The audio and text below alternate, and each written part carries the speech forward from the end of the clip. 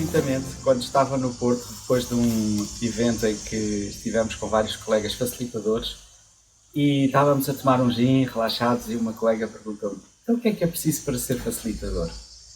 E justamente aí citei um pouco na resposta, creio que lhe disse afinal, o que é preciso para ser um facilitador?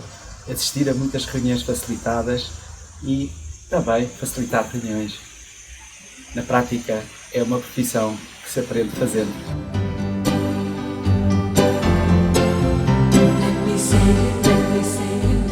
Arquitetar a colaboração. Facilitar grupos e liderar pela facilitação.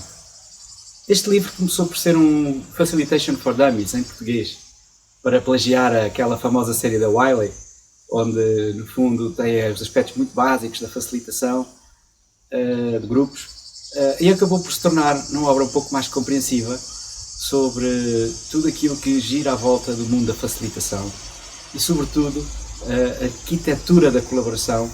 O último capítulo versa essencialmente nessa nova dimensão da liderança, que é a liderança facilitativa, em que os líderes adotam os princípios da facilitação.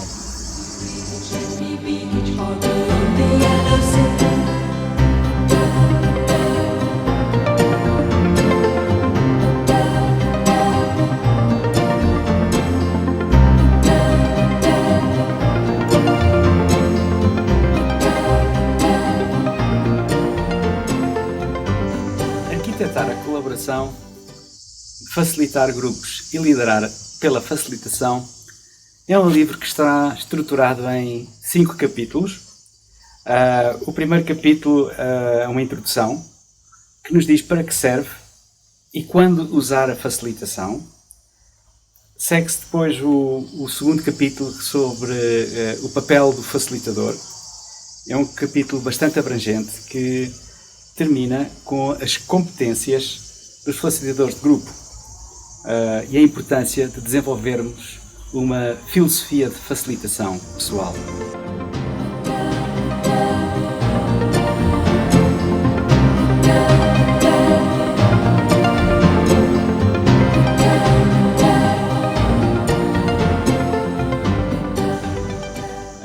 O terceiro capítulo, a ação de facilitar, abordamos as práticas e as ferramentas da facilitação de grupos, como não podia deixar de ser uma definição compreensiva do que é a colaboração, na qual eu defino os 3 níveis de colaboração, desde a colaboração básica, a colaboração planeada e a colaboração genuína.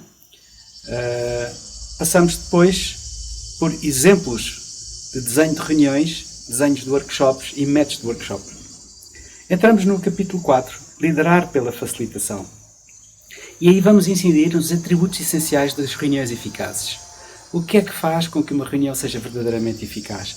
E como é que essa cultura de reuniões pode impactar o conjunto da organização? É o que iremos abordar neste capítulo. Terminaremos depois com o capítulo 5, que é um capítulo de conclusões à volta dos princípios da arquitetura da colaboração. Quais são os passos que temos que dar para formar uma colaboração?